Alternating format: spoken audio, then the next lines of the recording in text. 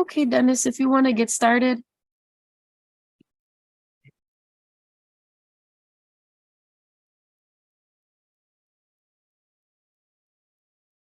Good afternoon. I'm Dennis Galucki.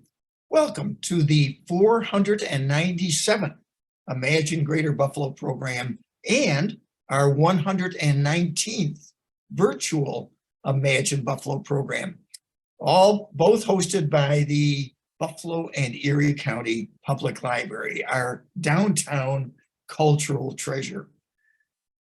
We're so glad you joined us today. This program is created by the Center for the Study of Art, Architecture, History, and Nature, and ImagineLifelongLearning.com.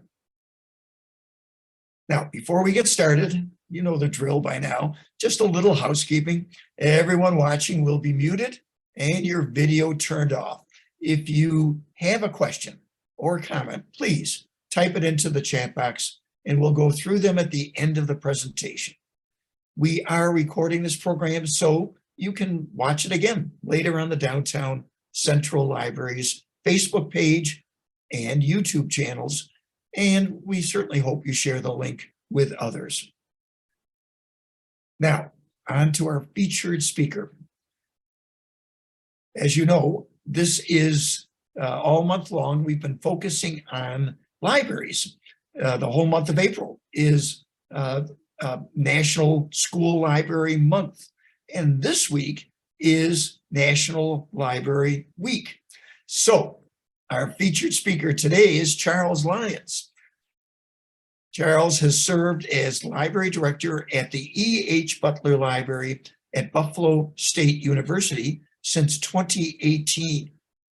Prior to that, he worked at the University at Buffalo and the university libraries in a variety of specializations, including electronic resources, business management.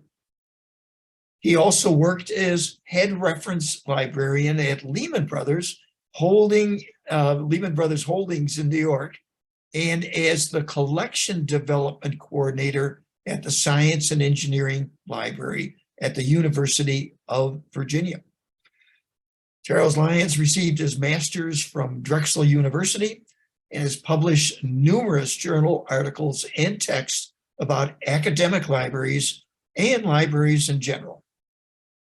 So, as part of National Library Week, most appropriately, let's hear from Charles Lyons. Charles, take it away.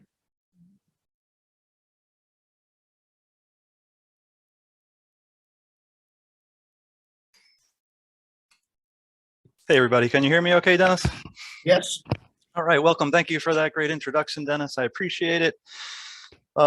Dennis and I know each other a little bit. We served on the board of the local Library Resources Council for a little bit, so I feel like we can joke a little bit, but you've done 497 of these. That's an amazing feat, Dennis. That's great. But what it says to me is you invited 496 other people before me in order to give a presentation like this. So at least I made it before 500, right? So thank you. Just joking, and really, what an impressive accomplishment to do almost 500 of these.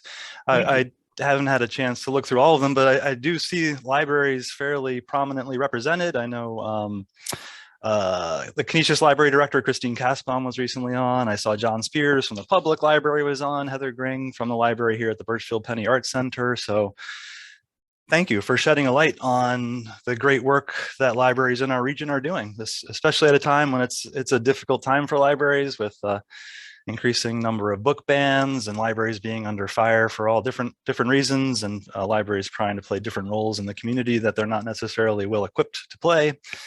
So thank you again. And speaking of librarians and the good work that's being done, I first wanted to start off by thanking and acknowledging my staff here at the Butler Library. You guys are all stuck here with me. I'm the one doing the talking, but they're the ones that have done all the great work and are responsible for accomplishing all the stuff that I'm going to share with you all here in the next, say, 20 minutes or so. I should also say this isn't intended to be a sort of a complete overview of what we do here at Butler Library, but just sort of some highlights and some of the things I think may be most relevant and most of interest to the community that may be on the Zoom call with us today. So with that as an introduction, let's jump right in. Let's see if I can advance my slides. All right, so first, a little bit about the institution where Butler Library is located. You can see that I have college here crossed out and put in university. We, in January, officially changed our name from Buffalo State College to Buffalo State University. I apologize in advance if I misname my own institution, but it is still relatively new. And the change was made really to more sort of accurately reflect what we do here. A university is sort of suggestive of a bigger place with a broader array of programs, especially graduate programs, and Buffalo State really fits the bill there. We have over 50 master's degree programs, and we're about to start a new doctoral program, I believe, this fall in creative studies. So we feel like the university label is more accurate and will also help us with recruitment, and especially in the international audience. I think outside of the U.S., a college can mean different things to different people. Doesn't necessarily mean an institution of higher education. So we feel like using the university name will help us with recruiting internationally in particular. So yeah, we are one of the largest comprehensive campuses in the SUNY system. For many years, we were able to say without question we were the largest, but we're facing many of the sort of enrollment struggles that a lot of colleges and universities are facing across the country. Our enrollment has been trending down a little bit, so we are still one of the largest, depending on which metric or which number you use. The enrollment challenges are really related to the demographic cliff that you've all probably heard a little bit about. There are just fewer college-age students coming into the marketplace, if we want to think of higher ed as a marketplace. And we're not even in the worst of it yet. I think 2025, 26 is when the cliff, as they call it, is going to occur, and there will just be fewer and fewer students that are of traditional college age coming out of high school, and that obviously impacts our enrollment. So something we're dealing with. It's sort of flattening out. We hope this fall is looking good, and that our enrollment trend will start heading in a more positive direction.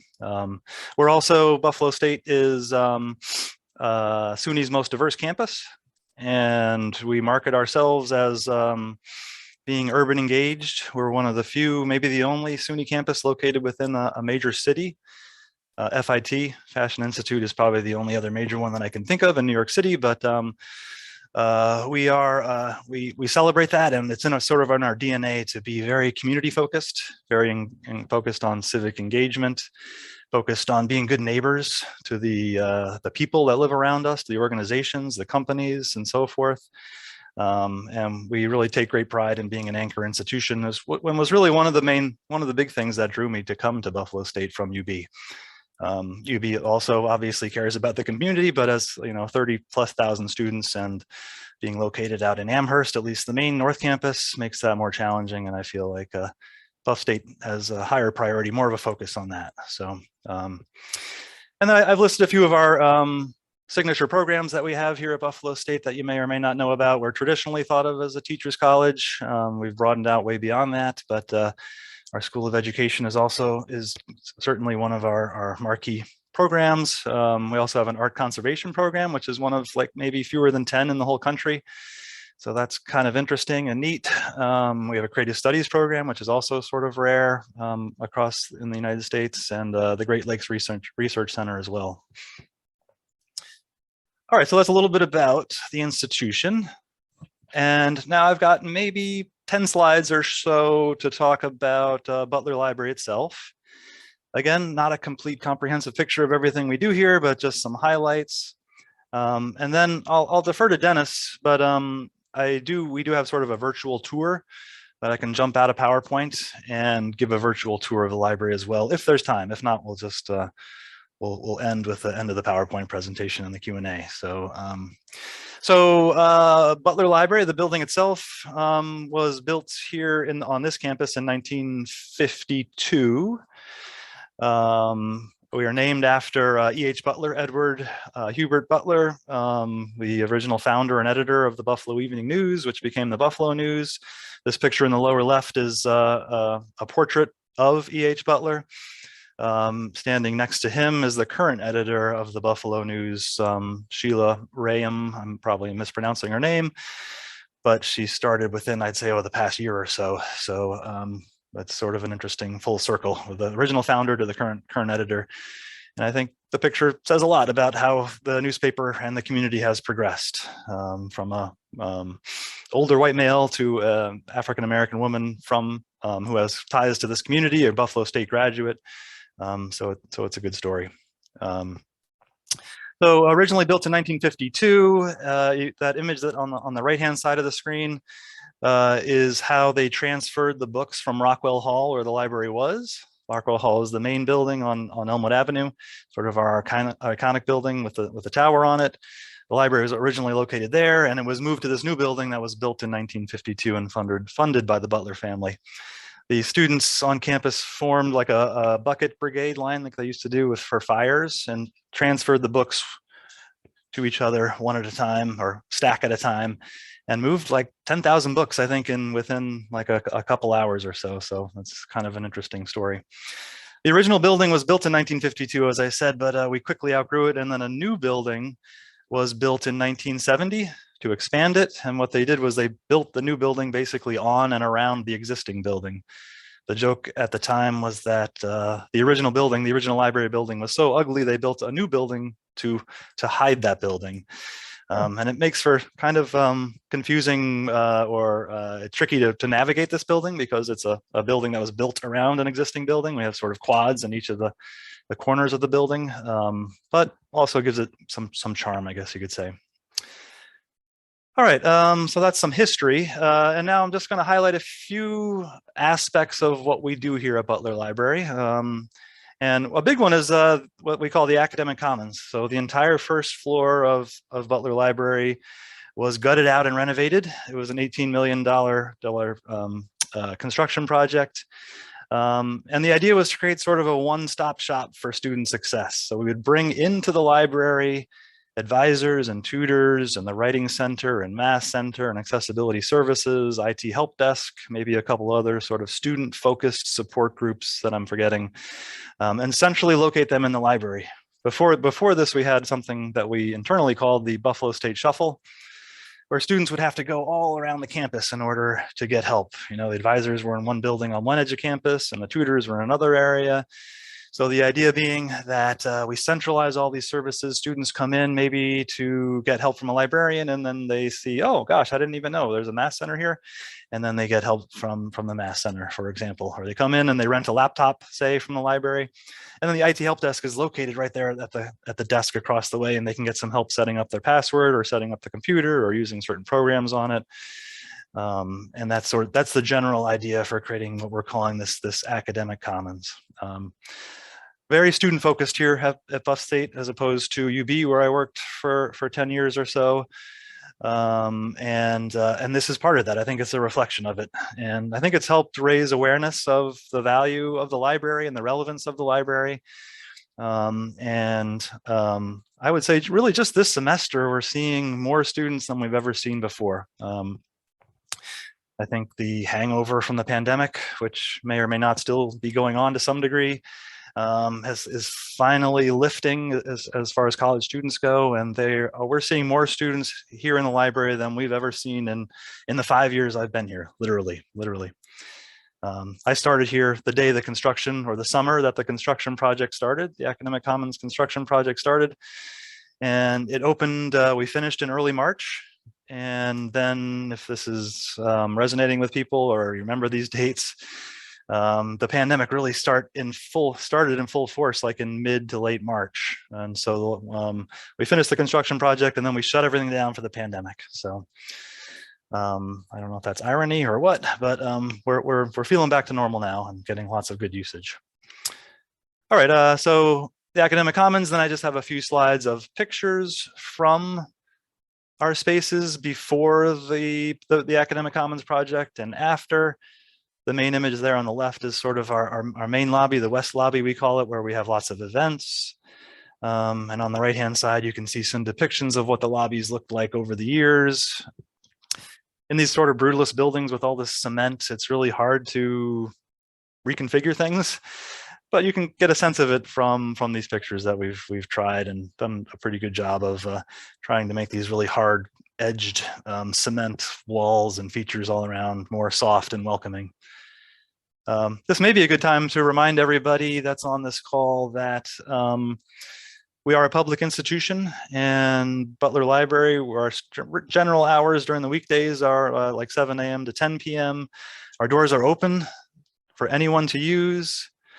You don't need an ID card or anything. I'll go to the next slide as well.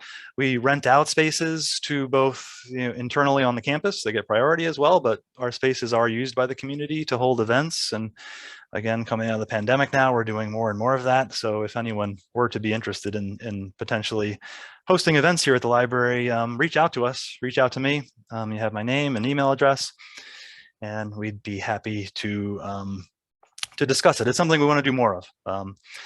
And you can see here on the next slide, you can't really do a library renovation these days. Let's keep an eye on the time without a coffee shop. So there's a coffee shop here as well. Again, come in and you can. It's not limited to the campus at all. So some pictures on the right hand side of what the space looked like over the years as well.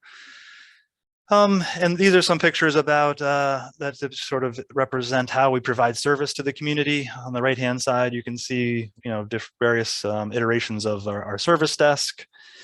And I love the picture in the lower right-hand side, which is when like computers were just first coming out. We were probably searching on behalf of a faculty member in that image in the lower right-hand corner. There was a time even when you would go online and you paid for the amount of time that you were online. So you would have to go in and figure out what you were going to search for in advance and go in and search things very carefully and quickly so that you weren't charged too much. There's a little dot matrix printer, if you can see that in the lower right-hand side as well. But today we're really about just providing service wherever the students are. So the image on the left-hand side was from the orientation that we just had here on campus maybe last weekend even. We're out and about. We're not necessarily behind the desk. We're taking the show on the road. We're in classes. We're in classrooms. We're meeting with students wherever is most convenient for them. So that's a bit about the Academic Commons. I thought I would highlight some of our archives and special collections as well for this particular audience. We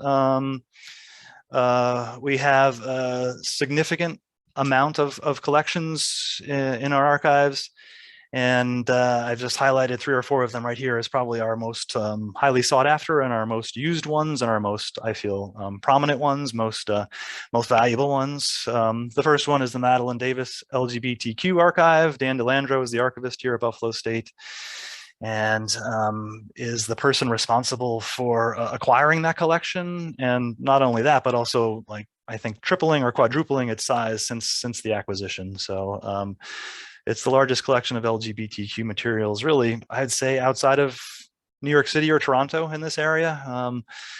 And it's quite an impressive collection documenting the history and the development of gay rights in Western New York in particular, but throughout the state as well. I got some examples on the next slide or two as well of some more specifics of what I mean. Probably our second, maybe our most used digital collection is the Courier Express newspaper collection. We have the only complete collection of the Buffalo Courier Express newspaper. We're slowly digitizing it, and it's made available on New York State newspapers website, which through WinnieLurk. So you can search the full text of those articles. Dennis, I put your name in there, and you're in quite a few articles, maybe like a handful, 5 or 10 articles. So you might want to go in there and sort of do the equivalent of Googling yourself from a Western New York perspective. And then we have the Monroe Fordham Regional History Collection, which is documents the history of African Americans in Western New York. And we have all sorts of materials in there. Again, on the next slide, I'll have some examples. And then we also have our Polish collection, our Polish room, the Franczak room, which documents and celebrates our Polish heritage here in Western New York. So those are probably four of our most prominent collections, but these are all both digital and physical collections. Some are digitized more than others. Some you do need to come in to make an appointment for in order to view these materials. So just checking the time.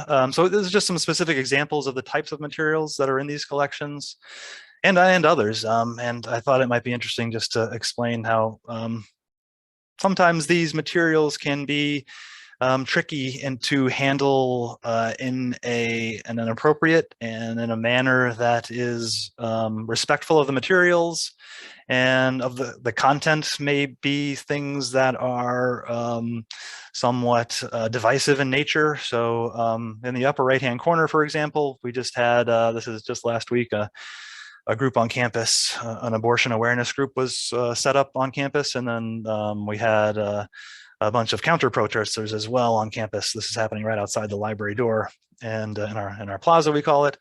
And one of the things that we do here in the library, in the archives, is we collected materials from these protests, and we'll house them in the archives and preserve them for posterity and for future study. And that's what's depicted up here in the upper right-hand corner.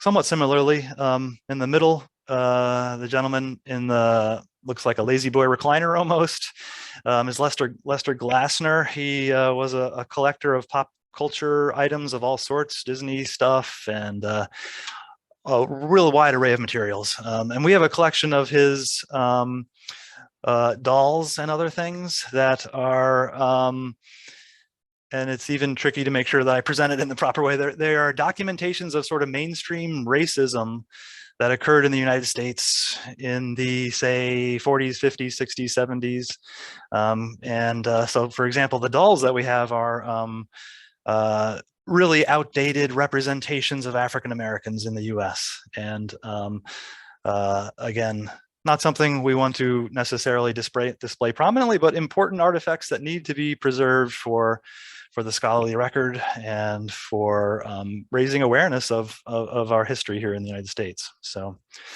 along the bottom is from the Madeline Davis LGBTQ collection. We have a collection of buttons. So these are buttons that have been worn over the years that document the development, and many of these are probably from protesters and things like that, or just raising awareness of LGBTQ rights. So buttons, signs from protests, dolls. We have E.H. Butler's death mask here in the library. That was a thing where they would sort of make a mold of people's faces when they passed away, and we have that mold here in the library. So when you think of a library, it's not just print materials, it's a whole wide array of different sorts of materials. All right, one last thing on archives I'll just say is that we serve as the sort of the memory of the campus. And we just had our sesquicentennial here at Buffalo State, our 150th anniversary. And some of the things that Dan and Hope Dunbar, who recently left to go to UB from here, and Sue Jaworski in archives do is investigate our past to document and identify certain milestones, significant developments. So for the 150th, we wanted to know who was our first Black graduate here at Buffalo State. Seems like maybe a thing that would already be documented somewhere, but due to the way the way that records were kept, and the way these things can be dispersed and not digitized, and you have to go through many boxes of print materials, it took a lot of digging, and no one seemed to know until people here in the archives, our team here in the library, was able to identify that the gentleman on the right, mentioned at the bottom there, Charles Augustus Thompson, was the first African-American graduate of Buffalo State College. He was quite an impressive figure. This was in, I believe, didn't put it on there, I would say 1880, I think, is when he graduated from Buffalo State. He was also the first graduate of the University of Rochester, and went on to have a really distinguished career, and was involved in many other firsts as well. And Anna Porter Burrell was the first African-American instructor, faculty member here at Buff State. But I just bring these up as examples of the sorts of things you do in an academic library setting. All right, so switching gears a little bit from archives and special collections, I thought I would just highlight this to show that the materials that we do digitize and make available online get used in unexpected ways and in unexpected parts of the country and in parts of the globe, really. This is a tool we have on our website that tracks usage of our online materials, and you can see that just in the past year, there's been 76,000 full text articles, documents, articles, documents, whatever it may be, downloaded just in the past year. And it's really from all around the world. The example at the top there from Ho Chi Minh City is an actual download that occurred based on the person's IP address. And below that is the name of the document that they downloaded. I see I'm way over time. I apologize, Dennis. So maybe we'll skip the virtual tour that I was going to show using our 360 camera, but just a couple more slides here. You know, so much of the focus since I've been here has been on the academic commons and on beautifying our spaces. But we are still a library, so the whole first floor is the academic commons, but the second and third floors is a more traditional library with over 500,000 books. We have really hundreds of thousands of ebooks that we provide access to. Probably the area that's growing the fastest for us is streaming videos, so educational videos, documentaries, things like this is one of our highest growing areas. And then 90,000 e-journals for people not familiar with academia and higher education. So like scholarly journals are kind of the coin of the realm for research and are quite expensive and take up a lot of our budget and time and resources to maintain and provide access to. So that's what we mean by e-journals. And then I've just highlighted a few of our sort of non-special collections that are highlight worthy, or some of our more prominent ones. We have a creative studies collection that supports the creative studies, the Center for Creative Studies here on campus. It's a unique amalgamation of books and other things related to the study of creative studies. We have a really extensive curriculum collection and children's book collection, which might not surprise you since we have a prominent School of Education. We have graphic novels and other collections as well.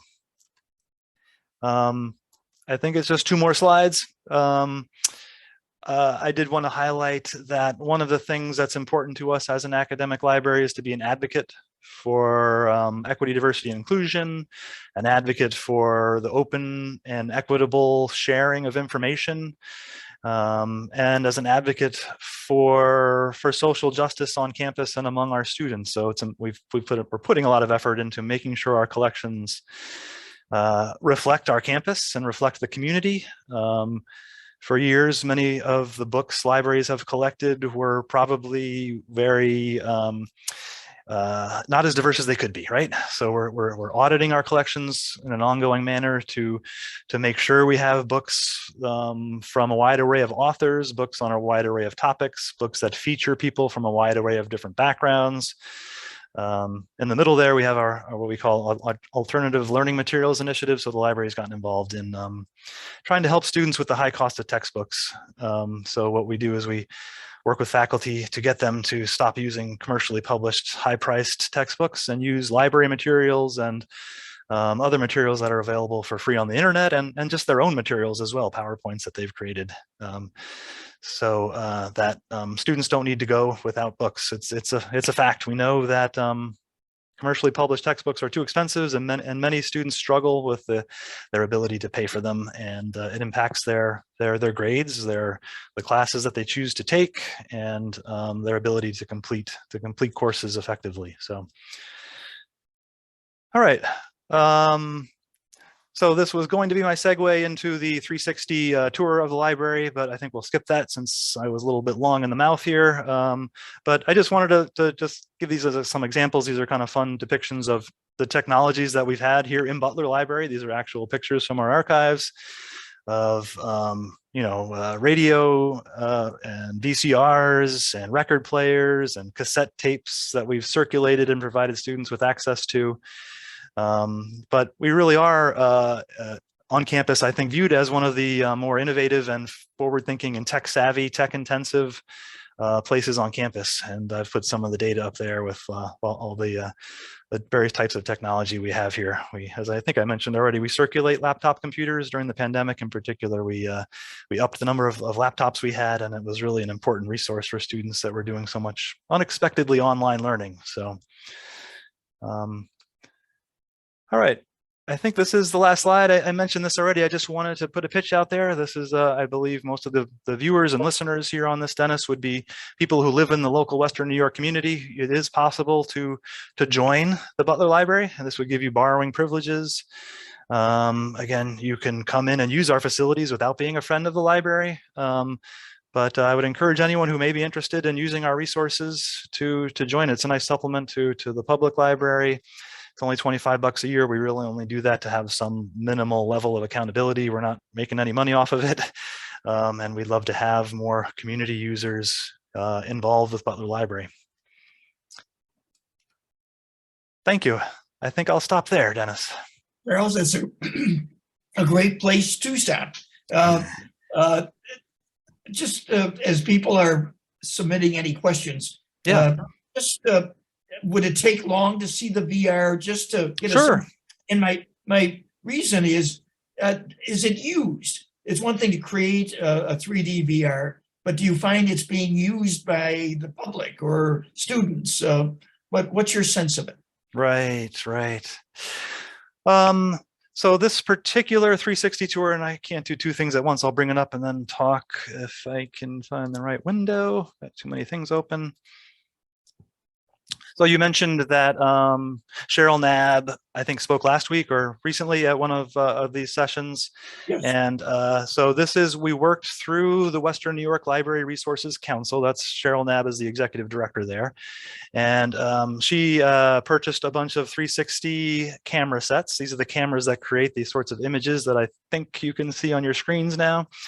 Mm-hmm. And this particular one got a lot of use, I think, during the pandemic when we were remote and people were away from the library, just as a way in order for them to find out what was going, is the library even open, and things like that. But you're right, Dennis. I think this is still in its incipient stages and people are still getting their head around what it even means, and the usage of it may not be everything that it necessarily could be.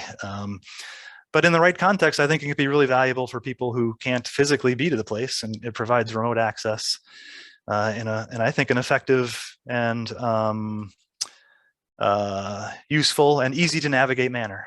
So. And the reason I'm saying that, we've been developing 3D VR for the exhibits over the last few years at the downtown library. And I think that Franzek room that you have, I don't know if you have other exhibits besides that, but that's the type of thing that really would have archival purposes that people, the foundation could tap into it. So very good. Great point. Yeah, no. And it's something we're thinking about and doing some of. We've done some of that already. We have a 360 tour of our curriculum collection that we created, and I think a 360 tour of our creative studies collection, but we could certainly do more of it. Yeah. Good. All right, Kate, do we have any questions to continue this discussion? Just one, and I did share the link for the virtual tour in the chat box. Oh, great. If anyone can click on it, it's there for you. And then the one question is, the semester ends soon. Is the library open in the summer too? Oh, good question. Yeah, we are open with limited reduced hours. So generally we're open 7 a.m. to 10 p.m. You can see on the image that I think I'm still sharing with you all where it says study quad. Yep. That's our, it's not 24/7. It used to be 24/7 until this semester. It's open until I think 2 a.m. right now. So that's our late night study area. But during the summer, we'll be open probably something like 7 a.m. to 5 p.m. or 7 to 7, 9 to 5, something along those lines. More standard business hours with probably some weekend hours, but yeah, we will be open during the summertime. And I'll ask the question, is it primarily folks from the Buffalo area going to Buff State University, or are you attracting New York City? What's the mix? Oh, that's a great question, and something we've talked a lot about as enrollment has gotten tighter and we're always looking for new students to tap into. We are certainly a regional public university, and the vast majority of our students come from the Buffalo area, the Western New York area. We like to market ourselves as Buffalo's university. But as enrollment has gotten tighter and the number of students has gotten tighter, we started to recruit more in New York City. I think the second largest area that we recruit from is the tri-state area. So we had a lot of students from New York City. We're focused on recruiting from out of state. So you may have heard that SUNY is honoring sort of out of state tuition, in-state tuition to out-of-state students.